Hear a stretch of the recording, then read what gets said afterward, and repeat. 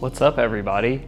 I don't know if you guys knew this, but Unbound is the place to be if you want to see new tech and bikes and other things related to gravel. I was there, as you guys all know, so I saw some of it, and there was also other stuff that I didn't see because they didn't want us to see it. But we're going to talk about a little bit of it because you guys might want to see our opinions.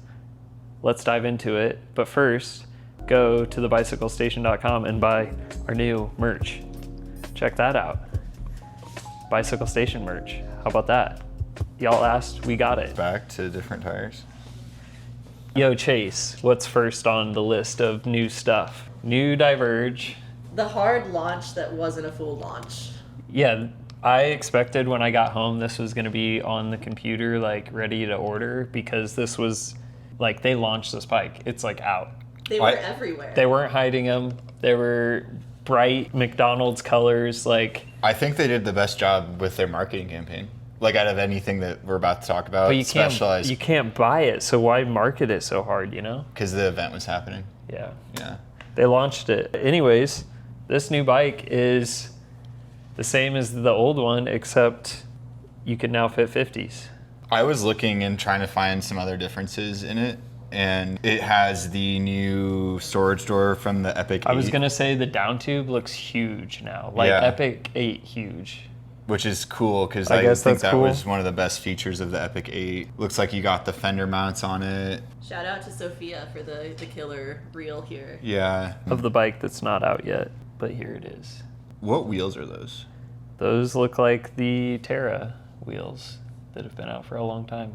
I don't think there's new wheels coming. I couldn't tell, because I was confused, because I think Matt Beers is running road wheels. He was Yeah. running the CLX, whatever, however deep that is, 60-something mil front wheel. Almost all of them were running the 50 mil Terra. Is that the right one? The Tracer, yeah. Tracer, not Terra. And there was a decent amount of punctures on those tires. I actually did a race that also included a puncture from that tire. Yeah. Yikes. We're going to get more into tire stuff. Not in this video, in my Unbound video. But yeah, next. Do I just swipe? Was there anything else about this bike? Like, dude, it's the same bike, except bigger tire clearance. We'll figure out more about it when they actually launch it. This stays or dropped, is that new? No. No. Everything else is the same except for the tire clearance and like minor adjustments, which if you like this bike, that's good. They didn't change it. New Campagnolo, supposedly on a new, I don't know if this is the new Pinarello. It's is not it? the new Pinarello. There's a new Pinarello with slightly bigger tire clearance. You know The what's bike's the funny same. about this Pinarello? What? It doesn't have UDH. Yeah, it's like already an outdated bike. The tire clearance wasn't big enough. It was also like 50 mil clearance. And then Campagnolo, I just don't think it's ever gonna be a thing again. So They're too far do behind. you know the context behind what they're doing with the company? Can't be. Like, new people own it. Yeah, is what I was understood. They're struggling. They brought back the thumb shifter on the electronic group set, which is all Campagnolo fans care about because they got rid of it. Is it wireless? Yes. Yes. Is it 13 speed? It's a 13-speed wireless gravel group set. You know what it looks like? Wheel top. It literally looks the same as the wheel top group set. So shout out Wheel Top for doing it first. I want to try this. Oh my gosh. Scroll through the photos. What other photos are there? Does there? Wow, Okay. that looks not even gonna roast it. Scroll. Let me see the power meter. It's chunky, I'll roast. It's a power meter. Yeah. Power meter. There is no power meter. It's not. Are we sure? Are we sure? I feel like they would feature it.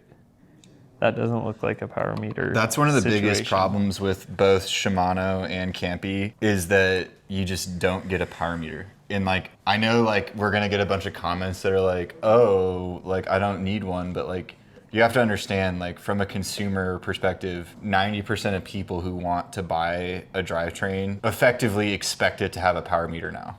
Like 100%. Why would that not be an option? Well, like Shimano makes one and everyone just knows it's the worst power meter out. It still doesn't work. It just doesn't work. And it's extremely expensive. You can buy a SRAM power meter for like $400. The Rival one's even cheaper than that. Yeah. If you want power, just buy a Rival power meter and it works. Okay, next.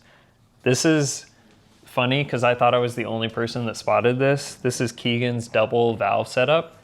And I'm not positive. I guess you guys both read the article. I did not read the article. My guess was that he had one valve like this for the tubeless, and then he had a valve on the other side, which I assumed, or I guessed, was a tube not pumped up inside of the tire, ready to go if he flatted. That was exactly what happened.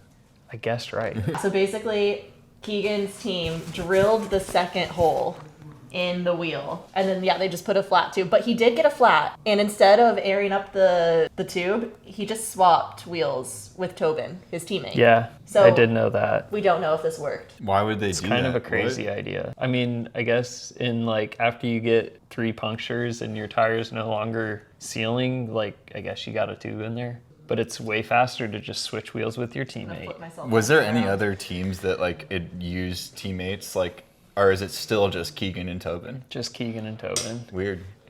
So I think the thing with Keegan and Tobin is they're the only ones where there's a superior rider and the inferior rider just bows down to whatever Keegan says. That's more or less what the article said, just like not quite as harsh. Well, I think it's like, I don't think it's that Like weird. last He's year- getting paid to do it. Last year at like, Unbound, Tobin like set the pace of the first 2 hours, pulled back all the brakes just to make sure Keegan was there and didn't have to do anything. Last year at Leadville, Tobin went out full gas, blew himself up just to get Keegan the record. Like both those things worked. That's why they do work. Yeah. Well, like so, why didn't they do that this year? What? I don't know. They should have done the same. Because the race was so fast this year. Tobin couldn't do it. Nobody Because could they do had anything. They had our very own Trey Shepard leading the race. Yeah, he led the race for a second or two. Actually, it was probably like a solid minute.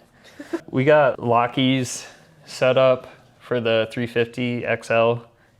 Arrow boy. Pretty cool. He had a tail fin pack in the back with a bladder in it, with a hose running up to the front. He had a tail fin arrow pack on the front full of supplies and nutrition, arrow bars, and of course the POC arrow helmet, which he got is I second, think is sick. Wasn't arrow enough. He was winning a long time until he wasn't. Did he break something? No, I don't know. He was on the Cannondale Topstone. Kind of cool because Cannondale's other gravel bike only fits 45s, so it sucks. Next up, we got my homie Chase Wark. I'm sure everybody has seen this by now. Not the Race King t-shirt, his bike. He goes full aero with disc wheel. He's got aero bottle on the top tube, aero triathlete setup up front. So he uses that front hydration thing as like time trial bars and like holds. He loops his thumb through the Garmin mount that thing comes with and can just like be full aero. Bending the rules a little bit. What do you think? Was the disc wheel worth it? Wait, you're right. He is breaking the rules. No rules were broken. Bending. It clearly doesn't matter because he pulled out of the race. So he went all out to like make the break, and I think he just went too hard too early, which sometimes you got to race like that to be up there, and he was up there and then ran out of steam. It happens. You won't know if you don't go. That's right. He went, which was sick. I saw him like sprinting to get up there, and it was kind of cool. And I was like, I'm just going to hang out back here. I'll see you later. The 2 leaders, I forget their It's just names. some sportsmanship. Yeah, they happening. just were passing around a bottle of chain lube and lubing each other's chain. But when you're up front working together to make sure everyone else behind you doesn't catch you, you should do stuff like this. Not like try to race each other until it's time to actually race each other. Work together to stay away, you know? This one's my favorite. This was also my favorite. What was his name? Andrew Lesby. He Lesby, finished yeah. 12th. He had a little syringe right there with a hose, like a rubber hose going down to his front derailleur because he ran Shimano. And then in the syringe was chain lube. And he said throughout the race, he would just like reach back as he's pedaling and push the syringe and re-lube his chain while racing. I kind of love it. I thought it was a great idea. I overheard him talking about it. He's like, I just had the fastest chain the whole race, and it was awesome. Because like, if you didn't lube your chain, you got a real crusty, crunchy chain. Did that actually? So I thought that you can't re-lube a chain like in the middle of the race. Why? That's what the Silka dude said.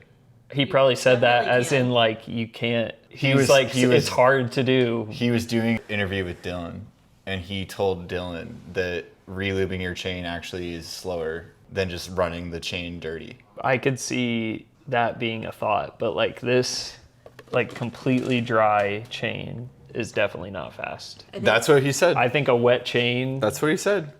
See, I think like he's thinking you lube it once, go ride again, and then it just all that lube gets covered in dust. No, and then it it's was like slower. specifically like a mid-race question, like Yeah. relubing your chain. But He like told- if you continue to lube it, oh, I think, before it gets too bad. yeah, like before, like if you relube it once, then everything's gonna stick to it. But if you keep going, maybe it works. I don't know. I thought that was cool. To be honest with you, I disagreed with him whenever I heard him say that. But that Yeah. interview was from like 2 years ago, so is it might have true. changed. Things change. Lespi's a smart man. He rigged that thing up all by himself.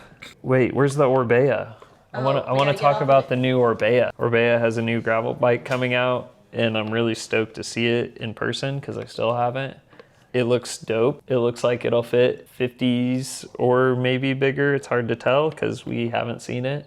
But yeah, it looks aero. It looks light. Looks like it can fit relatively big tires, and I want to see it in person. I think this bike looks really cool. Yeah, and it I comes, really like I don't know why this probably doesn't do anything, but I like how the seat like sticks up and there's like an edge on this. It's like very like a little fin or very something. angular designs there. Looks It looks like a rocket ship. That bike type. look, those the wheels are also very curious. What's the 'cause brand? Oquo.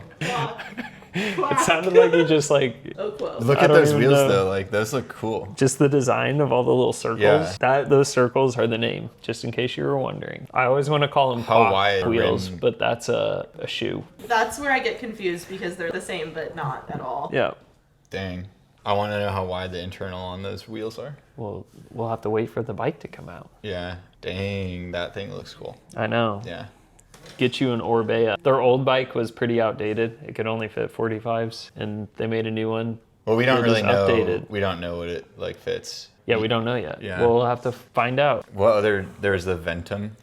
Vent can fit, what did they say, 57 in the front and a 50 in the rear? But they like. So like, I'm confused about that. Like, Why? Why not just make it fit both? Like, why is it only the front that can? Did they just take the old bike and put a People- new fork on it? I think people are, yeah, probably.